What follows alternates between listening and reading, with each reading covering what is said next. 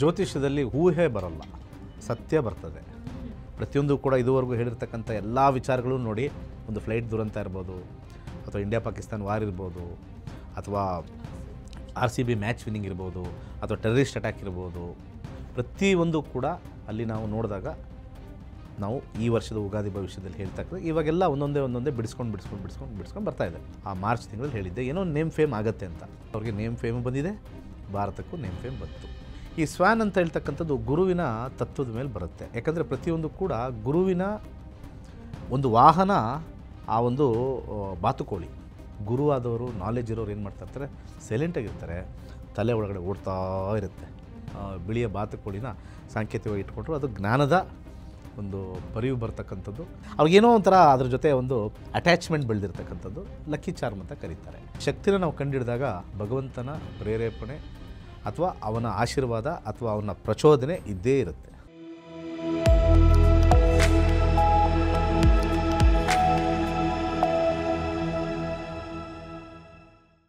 ಎಲ್ರಿಗೂ ನಮಸ್ಕಾರ. ನೀವು ನೋಡ್ತಾ ಇದ್ದೀರಾ ಟಿವಿ ವಿಕ್ರಮ ನಕ್ಷತ್ರ ನಾಡಿ ಕಾರ್ಯಕ್ರಮಕ್ಕೆ ಸ್ವಾಗತ.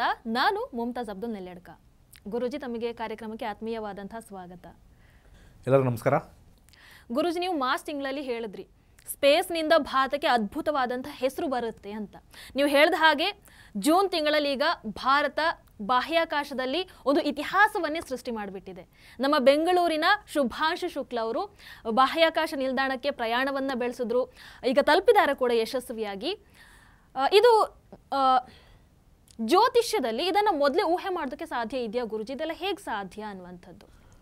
ಜ್ಯೋತಿಷ್ಯದಲ್ಲಿ ಊಹೆ ಬರಲ್ಲ, ಸತ್ಯ ಬರ್ತದೆ. ಯಾಕೆಂದರೆ ಊಹೆ ಅಂದರೆ ನಾವು ಅಂದಾಜು ಮೇಲೆ ಹೇಳೋದು. ಇದರಲ್ಲಿ ಮಾರ್ಚ್ 26-27 ಅನಿಸುತ್ತೆ, ನಾನು ಈ ವರ್ಷ ಭವಿಷ್ಯದಲ್ಲಿ ಉಗಾದಿ ಪ್ರೆಡಿಕ್ಷನಲ್ಲಿ 8ನೇ ಅಧಿಪತಿ ಅಂದರೆ ಸಿಂಹ ಲಗ್ನ ಉದಯ ಆಗಿತ್ತು. ಅಂದರೆ ನಾವು ಹಬ್ಬ ಮಾಡೋ ಸಮಯದಲ್ಲಿ ಯಾವ ಲಗ್ನ ಆ ಒಂದು ಅಮಾವಾಸ್ಯೆ ಆದಾಗ ಬರ್ತಕ್ಕಂಥದ್ದು, ಉಗಾದಿಯ ಅಮಾವಾಸ್ಯೆ ಎಡ್ಜಲ್ಲಿ ಬರ್ತಕ್ಕಂಥ ಲಗ್ನ ತೊಗೊಂಡು ವರ್ಷವಿಡೀ ಏನಾಗುತ್ತೆ ಅಂತ ಈಸಿಯಾಗಿ ಸುಲಭವಾಗಿ ವೈಜ್ಞಾನಿಕ ನಿಲುಗಟ್ಟಲ್ಲಿ ಹೇಳ್ಬೋದು. ಅಂಥ ಒಂದು ಸಂದರ್ಭದಲ್ಲಿ ಸಿಂಹ ಲಗ್ನದಲ್ಲಿ 8ನೇ ಮನೆ ಯಾವಾಗಲೂ ಕೂಡ ಹೊಸ ಆವಿಷ್ಕಾರಗಳನ್ನ ಹೇಳ್ತೀವಿ, ನ್ಯೂ ಇನ್ವೆನ್ಷನ್ಸ್ ಅಂತ ಕರಿತೀವಿ. ಹಾಗೆ ಇಲ್ಲಿ 8ನೇ ಅಧಿಪತಿಯಾಗಿರ್ತಕ್ಕಂಥ ಗುರು 10ನೇ ಮನೆಯಲ್ಲಿರ್ತಕ್ಕಂಥದ್ದು, ಅಲ್ಲಿ ವೃಷಭ ರಾಶಿಯಲ್ಲಿ ಇರ್ತಕ್ಕಂಥದ್ದು. ಹಾಗೆ 3ನೇ ಮನೆ ಒಂದು ಗ್ರಹ 8ಕ್ಕೆ ಹೋಗಿದೆ, ಅಲ್ಲಿ ಶುಕ್ರ. ಬಾಹ್ಯಾಕಾಶ ಅಂತ ತೋರಿಸ್ತೀವಿ, ಸ್ಪೇಸ್ ಅಂತ ಹೇಳ್ತೀವಿ. ಅದನ್ನು ನಾನು ಪ್ರಿಡಿಕ್ಟ್ ಮಾಡಿದ್ದೀನಿ. ಸೊ ಬಹುಶಃ ಟಿವಿ ವಿಕ್ರಮ ಅವರು ಆ ಒಂದು ವಿಡಿಯೋ ಹಾಕಿದ್ರೆ, ಯಾಕಂದರೆ ಜನ ನಂಬಲ್ಲ, ಇವಾಗ ಹೇಳ್ತಾ ಇದ್ದಾರೆ ಅಂತಾರೆ, ಜನ ನಂಬೋದು ಕಷ್ಟ. ಯಾಕಂದರೆ ಎಲ್ಲರಿಗೂ ನಿದರ್ಶನಗಳನ್ನ ತೋರಿಸ್ಬೇಕು, ಎವಿಡೆನ್ಸ್ನ ತೋರಿಸ್ಬೇಕು, ಸಾಕ್ಷಿಗೆ ಹೇಳ್ತಾರೆ ಎಲ್ಲರೂ ಕೂಡ. ಇರ್ತಕ್ಕಂಥದ್ದು ಗುರು ನೇಮ್ ಆ್ಯಂಡ್ ಫೇಮ್ ಬರ್ತಕ್ಕಂಥದ್ದು ಸ್ವಲ್ಪ ಹೆಚ್ಚಾಗಿ ಕಂಡು ಬರ್ತಾ ಇದೆ. ಇಲ್ಲಿ ಹೊಸ ಆವಿಷ್ಕಾರಗಳನ್ನ ತೊಗೊಂಬರ್ತಾರೆ, ನ್ಯೂ ಇನ್ವೆನ್ಷನ್ಸ್, ನ್ಯೂ ರಿಸರ್ಚ್ ಆಗುತ್ತೆ.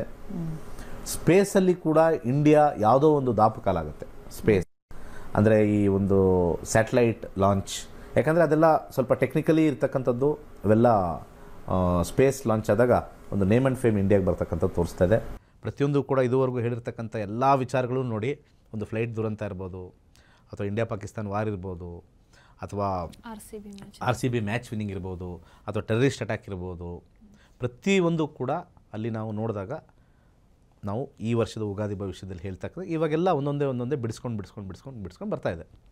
ಸೊ ಹಾಗೆ ಭಾಳ ಒಂದು ಫಸ್ಟು ಶುಭಾಂಶು ಶುಕ್ಲ ಅವ್ರಿಗೆ ದೇವರು ಅವ್ರಿಗೆ ಆರೋಗ್ಯ ಐಶ್ವರ್ಯ ಕೊಟ್ಟು ಕಾಪಾಡಲಿ ಅಂತ ಫಸ್ಟ್ ಕೇಳ್ಕೊಳ್ತಾ ಇದ್ದೀನಿ. ಯಾಕಂದರೆ ಭಾರತದಿಂದ ಒಂದು ಪ್ರಜೆಯಾಗಿ ಭಾರತದ ಒಂದು ಫ್ಲ್ಯಾಗ್, ಒಂದು ಅದರ ಒಂದು ಹೆಸರನ್ನ ನಾವೇನು ಹೇಳ್ತೀವಿ, ಆ ಹೆಸರನ್ನ ಕೀರ್ತಿ ಪತಾಕೆ ಅಂತ ಹೇಳ್ತೀವಿ. ಎಲ್ಲ ದೇಶಕ್ಕೂ ಅದೊಂದು ವೆರಿ ಸೆಲೆಬ್ರೇಟಿಂಗ್ ಟೈಮ್ ಅಂತ ಹೇಳ್ತೀವಿ ನಾವು, ಸೆಲೆಬ್ರೇಷನ್ ಟೈಮ್ ಅಂತ ಹೇಳ್ತೀವಿ. ಅದ್ಭುತ ಖುಷಿ ಆಗ್ತಕ್ಕಂಥದ್ದು ತೋರಿಸುತ್ತೆ. 8ನೇ ಅಧಿಪತಿ ಯಾವಾಗ 10ನೇ ಮನೆ ಬಂದಾಗ, 8 ಅಂದರೆ ಹೊಸ ರಿಸರ್ಚು ಅದೆಲ್ಲ ಬರ್ತಕ್ಕಂಥದ್ದು ತೋರಿಸುತ್ತೆ. ಆ ರಿಸರ್ಚು ಸ್ಪೇಸಲ್ಲಿ ಏನೋ ಒಂದು ಆಗುತ್ತೆ ಅಂತ ಹೇಳಿ ಗುರು ಆ ಒಂದು ಆವಿಷ್ಕಾರದಲ್ಲಿ ಬರ್ತಕ್ಕಂಥ ಒಂದು ಸಂದರ್ಭದಲ್ಲಿ ಹೇಳಿರ್ತಕ್ಕಂಥದ್ದು ಆ ಮಾರ್ಚ್ ತಿಂಗಳಲ್ಲಿ ಹೇಳಿದ್ದೆ ಏನೋ ನೇಮ್ ಫೇಮ್ ಆಗುತ್ತೆ ಅಂತ. ಇದು ಒಂದು ಸೈಡು. ಹಾಗೆ ಯಾರು ಅದಕ್ಕೆ ನೇಮ್ ಫೇಮ್ ಆಗುತ್ತೆ ಅನ್ನೋದಕ್ಕೆ ದೇವರ ನಿರ್ಣಯ ಅಥವಾ ಗ್ರಹಗಳ ನಿರ್ಣಯ ತೋರಿಸುತ್ತೆ. ಯಾರು ಆ ವ್ಯಕ್ತಿ ಎಷ್ಟು ಫೇಮಸ್ ಆದರೂ ಅವರ ಜಾತಕನ ವಿಶ್ಲೇಷಣೆ ಮಾಡಿದಾಗ ಭಾಳ ಅದ್ಭುತವಾಗಿರ್ತಕ್ಕಂಥ ಸಂಗತಿಗಳನ್ನ ಅಲ್ಲಿ ಗೊತ್ತಾಗುತ್ತೆ. ಅವರ ರಾಶಿ ಬಂದ್ಬಿಟ್ಟು ಸಿಂಹ ರಾಶಿ. ಸಿಂಹ ಅಂದರೆ ರಾಯಲ್ ರಾಶಿ. ಕೂತಿರ್ತಕ್ಕಂಥ ನಕ್ಷತ್ರ ಮಖ ನಕ್ಷತ್ರ. ಮಖ ಅಂತಂದರೆ ಕಿಂಗ್ದು ಥ್ರೋನ್ ಅಂತ ಕರಿತೀವಿ, ಅಂದರೆ ಒಂದು ಪೀಠ. ಆ ಕೇತು ಯಾವಾಗಲೂ ಕೂಡ ಆಧ್ಯಾತ್ಮಿಕ ಚಿಂತನೆ ಕೊಡುತ್ತೆ, out of the box achievement ಅಂತ ಕೊಡ್ತಕ್ಕಂಥದ್ದು, ಇವೆಲ್ಲ ಕೊಡುತ್ತೆ. ಇದ್ರ ಜೊತೆಗೆ ಕೇತು ಕೂತಿರ್ತಕ್ಕಂಥ ರಾಶಿ ಭಾಳ ಇಂಪಾರ್ಟೆಂಟ್ ಆಗಿರುತ್ತೆ. ಬಾಹ್ಯಾಕಾಶಕ್ಕೆ ಹೋಗಬೇಕು ಅಂತಂದರೆ ಅಲ್ಲಿ ಭೂಮಿ ಇಲ್ಲ, ಜಲ ಇಲ್ಲ, ವಾಯುತತ್ವದ್ದು. ವಾಯುತತ್ವದ ಗ್ರಹ ರಾಶಿ, ನಾವು ವಾಯುತತ್ವದ ರಾಶಿ ನಾವು 3 ಹೇಳ್ತೀವಿ. ಒಂದು ಮಿಥುನ, ಇನ್ನೊಂದು ತುಲಾ, ಇನ್ನೊಂದು ಕುಂಭ. ಈ 3 ವಾಯುತತ್ವ ರಾಶಿಗಳು, ಅಂದರೆ ಏರ್ ಮೀಡಿಯಮ್ ತೋರಿಸುತ್ತೆ. ಇವನ್ ನಾವು ಫ್ಲೈಟ್ ಆಕ್ಸಿಡೆಂಟ್ ಹೇಳಿದಾಗಲೂ ಕೂಡ ಅಲ್ಲಿ ವಾಯುತತ್ವದ ಸಮಸ್ಯೆ ಇದ್ದಾಗಲೇ ಕೂಡ ಅಲ್ಲಿ 3ನೇ ಅಧಿಪತಿ ಆಗಿರ್ತಕ್ಕಂಥ ತುಲಾ ರಾಶಿ 8ಕ್ಕೆ ಹೋದಾಗ ಏರೋಪ್ಲೇನ್ ಪತನ ಅಂದರೆ ಅದು ಏರ್ದೇ ಹೇಳ್ತಕ್ಕಂಥದ್ದು. ಒಂದು ಕಡೆ ಏರ್ದು ಡಿಸಾಸ್ಟರ್ ಆದರೆ ಇನ್ನೊಂದು ಕಡೆ ಏರ್ದು ಅಚೀವ್ಮೆಂಟ್ ಆಯಿತು. 2 ಡಿಫ್ರೆಂಟ್ ವಿಭಿನ್ನವಾಗಿರ್ತಕ್ಕಂಥದ್ದು.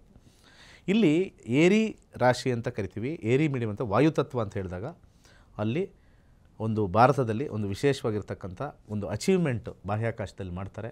ಅದರಿಂದ ಹೆಸರು ಕೀರ್ತಿ ಬರ್ತಕ್ಕಂಥದ್ದು. 41 ವರ್ಷ ಆದಮೇಲೆ ಅಂತ ನ್ಯೂಸ್ಗಳಲ್ಲಿ ಅಲ್ಲಿ ಇಲ್ಲಿ ನಾವು ಕೇಳಿದ್ವಿ. 41 ವರ್ಷ ಆದಮೇಲೆ ಅಲ್ಲಿ ಒಂದು ವೈಖರಿನೇ ಮಾಡಿರ್ತಕ್ಕಂಥದ್ದು ವಿಶೇಷ.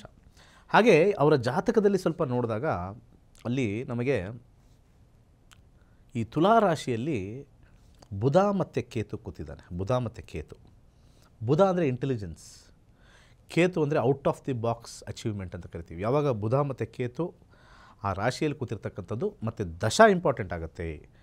ಯಾಕಂದರೆ ಒಂದು ಅಚೀವ್ ಮಾಡಬೇಕು ಅಂತಂದರೆ ದಶಾ ಮಾಡಬೇಕಾಗತ್ತೆ. ಆ ಚಂದ್ರ ಕೇತುವಿನ ನಕ್ಷತ್ರದಲ್ಲಿ ಕೂತ್ಕೊಂಡು ಆ್ಯಕ್ಟಿವೇಟ್ ಆಯಿತು. So Moon activated Ketu, and Ketu was sitting in the ಏರಿ ಸೈನ್ ಆ್ಯಂಡ್ ಸ್ಪೇಸ್ಗೆ ಹೋಗಿ ಅಚೀವ್ಮೆಂಟ್ ಬರ್ತಕ್ಕಂಥದ್ದು. ಅಲ್ಲಿ ಕೇತು ನಮಗೆ ಅವರ ಒಂದು ಲಗ್ನದಿಂದ ತಗೊಂಡಾಗ 10ನೇ ಮನೆ ತೋರಿಸುತ್ತೆ, ನೇಮ್ ಫೇಮ್ ತೋರಿಸುತ್ತೆ. ಖಂಡಿತ ಅವ್ರಿಗೆ ನೇಮ್ ಫೇಮ್ ಬಂದಿದೆ, ಭಾರತಕ್ಕೂ ನೇಮ್ ಫೇಮ್ ಬಂತು. ಗುರುಜಿ ಆಮೇಲೆ ಅವರು ಒಂದು ವೈಟ್ ಬೇಬಿ ಸ್ವ್ಯಾನನ್ನು ಹಿಡ್ಕೊಂಡು ಹೋಗಿದ್ದಾರೆ. ಸೊ ಅದು ಏನಾದರೂ ಸಂಕೇತಿಸುತ್ತಾ, ಅಂದರೆ ಯಶಸ್ಸು ಹಾಗೆ ಏನಾದರೂ? ನೋಡಿ, ಪ್ರತಿಯೊಬ್ಬ ಮನುಷ್ಯನಿಗೂ ಒಂದು ಲಕ್ಕಿ ಚಾರ್ಮ್ ಅಂತ ಬರುತ್ತೆ. ಒಬ್ಬರು ಏನೋ ಬ್ರೇಸ್ಲೆಟ್ ಹಾಕ್ಕೊಳ್ತಾರೆ, ಯಾವಾಗಲೂ ಕೂಡ ಬ್ರೇಸ್ಲೆಟ್ ಹಾಕ್ಕೊಳ್ತಾರೆ. ಒಬ್ಬರು ನಮ್ಮ ಸಾಹಸ ಸಿಂಹ ವಿಷ್ಣುವರ್ಧನ್ ಯಾವಾಗಲೂ ಒಂದು ಕಡ ಲೆಫ್ಟು ರೈಟಿಂಗ್, ಅವ್ರಿಗೊಂದು ಅದೊಂದು ಶುಭ ಸಂಕೇತ ಆಗಿರ್ತಕ್ಕಂಥದ್ದು. ಪ್ರತಿಯೊಬ್ಬರಿಗೂ ಒಂದು ಲಕ್ಕಿ ಚಾರ್ಮ್ ಅಂತ ನಾವು ಕರಿತೀವಿ. ಯಾವಾಗಲೂ ಕೂಡ ಒಳ್ಳೊಳ್ಳೆ ಒಂದು ಚಾರ್ಮ್ನ ನಮ್ಮ ಹಿಂದೂ ಸನಾತನ ಧರ್ಮದಲ್ಲಿ ಇಟ್ಕೊಳ್ಳೋದು ಈಗ ಅಚ್ಚೆ ಹಾಕ್ಕೊಳ್ತಾರೆ ಕೆಲವರು. ಈಗ ನಾನು ಈ ಓಮ್ ಅಚ್ಚೆ ಹಾಕ್ಕೊಂಡಿದ್ದೀನಿ. ಈ ಅಚ್ಚೆ ಹಾಕ್ಕೊಳ್ತಕ್ಕಂಥದ್ದು ಶುಭ ಸಂಕೇತ ಆಗಿರ್ತಕ್ಕಂಥದ್ದು. ಇದು ನನಗೆ ಲಕ್ಕಿ ಆಗ್ತಕ್ಕಂಥದ್ದು ತೋರಿಸುತ್ತೆ.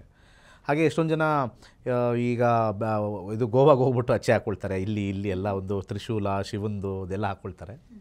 ಸೊ ಹಾಗೆ ಕೆಲವು ಪದಾರ್ಥಗಳಲ್ಲಿ ಸ್ವಲ್ಪ ಲಕ್ಕಿ ಚಾರ್ಮ್ ಇರುತ್ತೆ. ಕೆಲವು ಕ್ರಾಸ್ ಹಾಕ್ಕೊಳ್ತಾರೆ, ಅದೊಂದು ಲಕ್ಕಿ ಚಾರ್ಮ್ ಅಂತ. ನೋಡಿ, ಕ್ರಾಸ್ ಆಗಿದ್ದರೂ ಕ್ರಿಶ್ಚಿಯನ್ರಲ್ಲಿ ಒಂದು ಲಕ್ಕಿ, ನಾವು ಓಮ್ ಅಂತ ಇಟ್ಕೊಳ್ತೀವಿ. ಹಿಂದಿನ ಸಂಚಿಕೆಯಲ್ಲಿ ಸ್ವಸ್ತಿಕ್ ಬಗ್ಗೆ ಹೇಳಿದೆ, ಅದು ಒಂದು ಚಿಹ್ನೆ. ಅದು ಈ ಸ್ವ್ಯಾನ್ ಅಂತ ಹೇಳ್ತಕ್ಕಂಥದ್ದು ಗುರುವಿನ ತತ್ವದ ಮೇಲೆ ಬರುತ್ತೆ. ಯಾಕಂದರೆ ಪ್ರತಿಯೊಂದು ಕೂಡ ಗುರುವಿನ ಒಂದು ವಾಹನ ಆ ಒಂದು ಬಾತುಕೋಳಿ ಗುರುವಿನದು. ಯಾಕಂದರೆ ಗುರು ಆರಾಮಾಗಿರ್ತಾನೆ ಮೇಲೆ, ಆದರೆ ಆ ಬಾತುಕೋಳಿ ನೀರಲ್ಲಿ ಹೋಗ್ತಾ ಇದ್ದಾಗ ಗೊತ್ತಾಗೋದಿಲ್ಲ, ಒಳಗಡೆ ಟಪ ಟಪ ಟಪ ಟಪ ಟಪ ಹೊಡಿತಾ ಇರುತ್ತೆ. ಅಂದರೆ ಸ್ಪೀಡಾಗಿ ಹೊಡಿಯುತ್ತೆ, ವರ್ಕ್ ಮಾಡ್ತಾ ಇರುತ್ತೆ. ಗುರು ಆದವರು, ನಾಲೆಜ್ ಇರೋರು ಏನು ಮಾಡ್ತಾ ಇರ್ತಾರೆ, ಸೈಲೆಂಟಾಗಿರ್ತಾರೆ, ತಲೆ ಒಳಗಡೆ ಓಡ್ತಾ ಇರುತ್ತೆ. ಅದಕ್ಕೆ ಗುರುವಿನ ಒಂದು ಸಣ್ಣ ಪಕ್ಷಿನ ಅಲ್ಲಿ ಒಂದು ಬಾತುಕೋಳಿಗೆ ಕೊಟ್ಟಿದ್ದಾರೆ. ಸೊ ಅಲ್ಲಿ ಅವ್ರು ಇಟ್ಕೊಂಡಿರ್ತಕ್ಕಂಥಾಗ ನಾನು ಹೋಲಿಸಿದ್ದಷ್ಟೇ, ಅದಕ್ಕೋಸ್ಕರ ತೊಗೊಂಡ್ರೆ ಇಟ್ಕೊಂಡ್ರು, ಅದೇನೋ ಒಂದು ಸಾಂಕೇತಿಕವಾಗಿ ಆ ಒಂದು ಬಿಳಿಯ ಬಾತುಕೋಳಿನ ಸಾಂಕೇತಿಕವಾಗಿ ಇಟ್ಕೊಂಡ್ರು. ಅದು ಜ್ಞಾನದ ಒಂದು ಪರಿವು ಬರ್ತಕ್ಕಂಥದ್ದು, ಭಾಳ ಅದ್ಭುತ. ಸೊ ಸಾಕಷ್ಟು ಜನ ಮನೇಲಿ ಒಂದು ದೃಷ್ಟಿಗೆ ಅಂತ ಒಂದು ಬೊಂಬೆ ಇಡ್ತಾರೆ. ಈಗ ಹೊಸ ಬಿಲ್ಡಿಂಗ್ ಕಟ್ಟಬೇಕಾದ್ರೆ ಅಲ್ಲಿ ಕೀರ್ತಿಮುಖ ಅಂತ ಆಚೆ ಹಾಕ್ತಾರೆ, ನೋಡಿರ್ತೀರ. ಕೀರ್ತಿಮುಖ ದೃಷ್ಟಿ ಆಗಬಾರ್ದು ಅಂತ ಹೇಳಿ ರಾಕ್ಷಸನ ಮುಖವಾಡ ಹೇಳ್ತಾರೆ, ಅದಕ್ಕೆ ಕೀರ್ತಿಮುಖ ಅಂತದರ ಹೆಸರು. ಇವೆಲ್ಲ ಲಕ್ಕಿ ಚಾರ್ಮು ಇರುತ್ತೆ, ನೆಗೆಟಿವ್ ಎನರ್ಜಿ ಬರಬಾರ್ದು ಅಂತಿರುತ್ತೆ. ಅವ್ರಿಗೆ ಅದು ಭಾಳ ಅದನ್ನು ಒಂದು ಅವ್ರ ಆಫೀಸ್ ಟೇಬಲ್ ಇಟ್ಟಿರ್ಬೋದು. ನಾನು ಇದೊಂದು ತೊಗೊಂಡು ಹೋಗ್ತೀನಿ ಬಾಹ್ಯಾಕಾಶಕ್ಕೆ, ನಾನು ಇದು ತೋರಿಸ್ಬೇಕು, ನನಗೆ ಇದು ನನಗೆ ಯಾವಾಗಲೂ ನನ್ನ ಜೊತೆ ಲಕ್ಕಿ ಆಗಿರುತ್ತೆ ಅಂತ ಹೇಳ್ತಕ್ಕಂಥದ್ದು. ಬಹುತೇಕ ಈಗ ಮಕ್ಕಳು ಹೇಗೆ ಯಾವಾಗಲೂ ಒಂದು ಬೊಂಬೆ ಇಟ್ಕೊಂಡೇ ಇರುತ್ತೆ, ಆ ಬೊಂಬೆ ಜೊತೆ ಮಾತಾಡ್ತಾ ಇರುತ್ತೆ, ಅವ್ರಿಗೇನೋ ಒಂಥರ ಅದ್ರ ಜೊತೆ ಒಂದು ಅಟ್ಯಾಚ್ಮೆಂಟ್ ಬೆಳೆದಿರ್ತಕ್ಕಂಥದ್ದು ಲಕ್ಕಿ ಚಾರ್ಮ್ ಅಂತ ಕರೀತಾರೆ. ಸೊ ಭಾಳಷ್ಟು ಇರ್ತಕ್ಕಂಥದ್ದು ಆ ರೀತಿ ತುಂಬಾ ಲಕ್ಕಿ ಚಾರ್ಮ್ಸ್ ಇರುತ್ತೆ. ಒಂದು ದಿವಸ ನಾವು ಲಕ್ಕಿ ಚಾರ್ಮ್ ಬಗ್ಗೆ ಯಾರ್ಯಾರು ಇಟ್ಕೊಂಡ್ರೆ ಏನೇನಾಗುತ್ತೆ ಅಂತ ಅದ್ರ ಬಗ್ಗೆನೂ ಮಾತಾಡೋಣ. ಗುರುಜಿ, ಹಾಗೆ ಇಲ್ಲಿ 1984ರಲ್ಲಿ ರಾಕೇಶ್ ಶರ್ಮಾ ಅವರು ಮೊದಲನೇ ಬಾರಿ ಬಾಹ್ಯಾಕಾಶಕ್ಕೆ ಪ್ರಯಾಣವನ್ನ ಬೆಳೆಸಿದ್ರು. ಅದಾದ ನಂತರ 41 ವರ್ಷಗಳ ನಂತರ ಶುಭಾಂಶು ಶುಕ್ಲ ಅವರು ಹೋಗಿದ್ದಾರೆ. ಬಹುಶಃ ಅವ್ರಿಗೆ ಇಬ್ಬರಿಗೂ ಕೂಡ ಒಂದು ಯೋಗ ಇತ್ತು ಅಂತ ಅನ್ಸುತ್ತೆ. ದೈವ ಪ್ರೇರಣೆ ಅಂತ ನಾವು ಕರಿತೀವಿ. ಯಾವ್ಯಾವಾಗ ಒಬ್ಬ ಮನುಷ್ಯನಿಗೆ ಹೊಸ ಆವಿಷ್ಕಾರಗಳು, ಹೊಸ ಡಿಸ್ಕವರೀಸ್, ಇನ್ವೆನ್ಷನ್ಸ್ ಮಾಡೋಕ್ಕೆ ಒಂದು ಪ್ರೇರೇಪಣೆ, ಅದು ಮೈಂಡಿಂದ ಬರ್ತಕ್ಕಂಥದ್ದು. ಆ ಮೈಂಡಿಗೆ, ಬುದ್ಧಿಗೆ ಪ್ರಚೋದನೆ ಕೊಡ್ತಕ್ಕಂಥ ಒಂದು ಗುರುಗ್ರಹ ಆಗಿರ್ಬೋದು, ಬುಧಗ್ರಹ ಆಗಿರ್ಬೋದು, ಶುಕ್ರಗ್ರಹ ಆಗಿರ್ಬೋದು, ಅವೆಲ್ಲ ಪ್ರಚೋದನೆ ಕೊಟ್ಟಾಗ ಇವತ್ತು ಇಷ್ಟೊಂದು ನಾವು ಅಭಿವೃದ್ಧಿ ಹೊಂದಕ್ಕೆ ಭೂಮಿಯಲ್ಲಿರ್ತಕ್ಕಂಥದ್ದನ್ನೇ ನಾವು ಇವತ್ತೆಲ್ಲ ಕಂಡುಹಿಡ್ದಿರೋದು. ಇವತ್ತೊಂದು ಕ್ಯಾಮ್ರಾ ಕಂಡುಹಿಡ್ದಿರೋದು ಭೂಮಿಯಿಂದನೇ, ಒಂದು ಚೇರ್ ಮೇಲೆ ಕೂತಿದ್ದೀವಿ, ಚೇರ್ ಕಂಡುಹಿಡ್ದಿರೋದು ಭೂಮಿಯಿಂದನೇ, ಒಂದು ಮೊಬೈಲ್ ಕಂಡುಹಿಡಿದಿರೋದು ಭೂಮಿಯಿಂದನೇ. ಇದೆಲ್ಲ ಇಲ್ಲೇ ಆಲ್ರೆಡಿ ಇರ್ತಕ್ಕಂಥ ಒಂದು ಶಕ್ತಿಗಳು. ಆ ಶಕ್ತಿನ ನಾವು ಕಂಡುಹಿಡಿದಾಗ ಭಗವಂತನ ಪ್ರೇರೇಪಣೆ ಅಥವಾ ಅವನ ಆಶೀರ್ವಾದ ಅಥವಾ ಅವನ ಪ್ರಚೋದನೆ ಇದ್ದೇ ಇರುತ್ತೆ. ನಿಮ್ಮ ಮಾಹಿತಿಗಳಿಗಾಗಿ ಧನ್ಯವಾದಗಳು ಗುರುಜಿ. ಬಾಹ್ಯಾಕಾಶದಲ್ಲಿ ಭಾರತ ಇನ್ನಷ್ಟು ಹೆಸರನ್ನು ಮಾಡಲಿ, ಇನ್ನಷ್ಟು ಇತಿಹಾಸವನ್ನು ಸೃಷ್ಟಿ ಮಾಡಲಿ ಅಂತ ಆಶಿಸ್ತಾ ಇವತ್ತಿನ ಈ ಕಾರ್ಯಕ್ರಮವನ್ನು ಮುಗಿಸ್ತಾ ಇದ್ದೀವಿ. ನಮಸ್ಕಾರ. ನಕ್ಷತ್ರ ನಾಡಿ ತರಗತಿಗೆ ಸೇರಿ ಹಾಗೂ ಕೇವಲ 15 ದಿನಗಳಲ್ಲಿ ಜೂಮ್ ಆಪ್ ಮುಖಾಂತರ ಆನ್ಲೈನ್ ತರಗತಿಯನ್ನು ಕಲಿಯಿರಿ. ಜ್ಯೋತಿಷ್ಯ ಶಾಸ್ತ್ರದಲ್ಲಿ ಆಧುನಿಕ ತಂತ್ರಜ್ಞಾನವನ್ನು ಬಳಸಿ ಸಿದ್ಧಪಡಿಸಿರುವ ಗೋಲ್ಡ್ ಫ್ರೀ ಆಸ್ಟ್ರೋ ಆಪ್ ಮುಖಾಂತರ ನಮ್ಮ ಜೀವನದಲ್ಲಿನ ಮುಖ್ಯ ವಿಚಾರಗಳಾದ ಆರೋಗ್ಯ, ವಿದ್ಯಾಭ್ಯಾಸ, ವೃತ್ತಿ ಜೀವನ, ಮದುವೆ ವಿಚಾರ, ಆಸ್ತಿ, ಪ್ರಯಾಣ, ವ್ಯಾಜ್ಯದಂತಹ ವಿಚಾರಗಳ ಬಗ್ಗೆ ಜಾತಕದಲ್ಲಿ ಅತ್ಯಂತ ಸುಲಭ ರೀತಿಯಲ್ಲಿ ತಿಳಿಯಬಹುದಾಗಿದೆ. 60,000ಕ್ಕೂ ಹೆಚ್ಚಿನ ವಿದ್ಯಾರ್ಥಿಗಳಿಗೆ ನಕ್ಷತ್ರ ನಾಡಿ ಜ್ಯೋತಿಷ್ಯವನ್ನು ಕಲಿಸಿಕೊಟ್ಟಿರುವ ಪಂಡಿತ್ ದಿನೇಶ್ ಗುರೂಜಿಯವರ ತರಗತಿಗಳಿಗೆ ಇಂದೇ ನೋಂದಾಯಿಸಿ. ಸುಲಭವಾದ ಮತ್ತು ಶಾಸ್ತ್ರೋಕ್ತವಾದ ಜ್ಯೋತಿಷ್ಯ ಶಾಸ್ತ್ರವನ್ನು ಕಲಿಯಿರಿ. ಹೆಚ್ಚಿನ ಮಾಹಿತಿಗಾಗಿ ಇಂದೇ ನಮ್ಮ ನಕ್ಷತ್ರ ನಾಡಿಯನ್ನು ಸಂಪರ್ಕಿಸಿ. ಧನ್ಯವಾದಗಳು. ಟಿವಿ ವಿಕ್ರಮ, ದೇಶ ನಿಮ್ಮ ಕೈಯಲ್ಲಿ. ಈ ಕಾರ್ಯಕ್ರಮ ನಿಮಗೆ ಇಷ್ಟ ಆಗಿದ್ದಲ್ಲಿ ಲೈಕ್, ಶೇರ್ ಹಾಗೂ ಕಮೆಂಟ್ ಮಾಡಿ.